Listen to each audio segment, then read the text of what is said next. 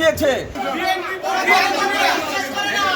তারা একটি পাতানো নির্বাচনের প্রক্রিয়ায় রত আছে। আমরা স্বতন্ত্র নির্বাচন করতে গেছিলাম, কিন্তু আমাদের সরাসরি বলা হয়েছে ফর্ম দেব না।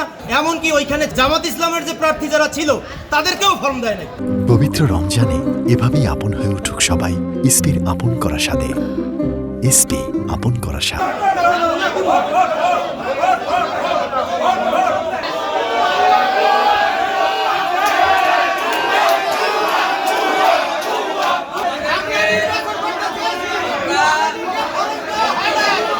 বছর আমার প্র্যাকটিসের বয়স। আমি ইন টাইম যথাসময়ে যথারীতি আমি এখানে ফর্ম নিতে এসে তাদের কাছ থেকে আমি ফর্ম পাই নাই। কেন জানি না কি কারণে ফর্ম দেন আপনাকে? আপনার দাবি কি? আমার দাবি আমি নির্বাচন করতে চাই। সেক্রেটারি হিসেবে ফর্ম কেনার জন্য জাস্ট আমি এসেছি, কিন্তু এতক্ষণ পর্যন্ত অপেক্ষা করার পরেও তারা ফর্ম না দিয়ে এখান থেকে চলে গিয়েছে। জানি না তাদের কি অসৎ উদ্দেশ্য। তাদের এই অসৎ উদ্দেশ্যের আমরা তীব্র নিন্দা এবং প্রতিবাদ জানাচ্ছি। আমি বরিশাল জেলা আইনজীবী সমিতির সাবেক সম্পাদক, সিনিয়র আইনজীবী।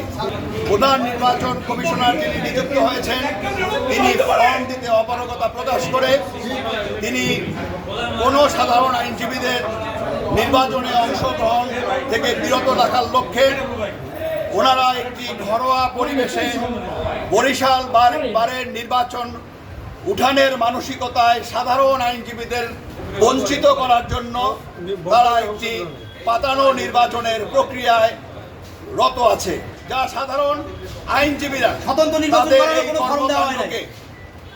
প্রতিরোধ করছে এবং তাদের এই কর্মকাণ্ডকে ঘৃণা ভরে তাদেরকে নির্বাচন কমিশনারদেরকে প্রত্যাখ্যান করছে। সভাপতি পদে ফর্ম নেওয়ার জন্য আসছিলাম, আমাদেরকে ফর্ম দেওয়া হয় নাই, আমাদেরকে পথে বাধা দেওয়া হয়েছে। এখানে আমরা ফর্ম নিতে আসছি, প্রেসিডেন্ট সেক্রেটারি তারা চলে গেছে, আমাদেরকে ফর্ম দিবে না। আমরা এটা তীব্র নিন্দা জানাই, প্রতিবাদ জানাই।